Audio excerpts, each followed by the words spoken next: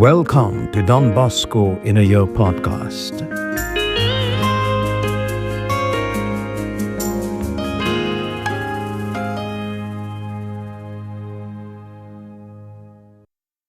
Day 22. I had to be in the seminary on 30th October of that year, 1835. My little wardrobe was ready. My relatives were all pleased, and I even more than they. It was only my mother who was pensive. Her eyes followed me around as if she wanted to say something to me. On the evening before my departure, she called me to her and spoke to me these unforgettable words. My dear John, you have put on the priestly habit. I feel all the happiness that any mother could feel in her son's good fortune. Do remember this, however. It's not the habit that honors your state, but the practice of virtue. If you should ever begin to doubt your vocation, then for heaven's sake, do not dishonor this habit. Put it aside immediately.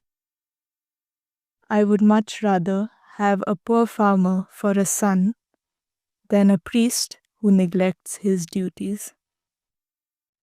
When you came into the world, I consecrated you to the Blessed Virgin.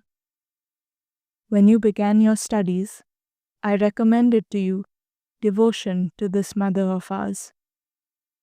Now I say to you, be completely hers.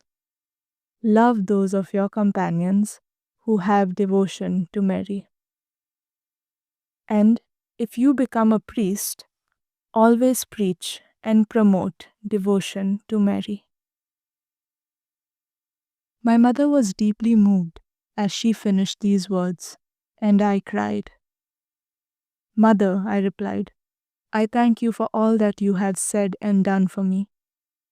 These words of yours will not prove vain. I will treasure them all my life. The following morning, I went off to Chieri, and on the evening of that same day, I entered the seminary. After greeting my superiors, I made my bed, and then, with my friend Garigliano, strolled through the dormitories, the corridors, and finally into the courtyard. Glancing up at a sundial, I saw written, "The hours drag for the sad, fly for the happy." That's it, I said to my friend. That's our program. Let's always be cheerful, and the time will pass quickly. The following day, I began a 3-day retreat, and I went out of my way to make it as well as I could.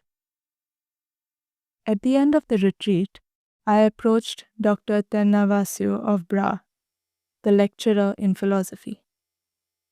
I asked him for some rule of life by which I might fulfill my duties and win the goodwill of my superiors. Just one thing, replied the good priest.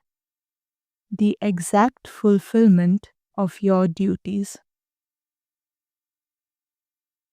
I made this advice my norm and applied myself with all my soul to the observance of the rules of the seminary. I made no distinction between the bells that called me to study, to church, to the refectory, to recreation, or to bed. This diligent observance won me the affection of my companions and the esteem of my superiors.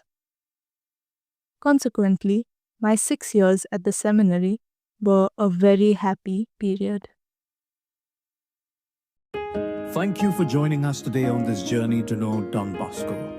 May these reflections deepen our faith, guide us closer to God each day, and hope to see you all tomorrow. Till then, keep seeking, keep praying, keep growing.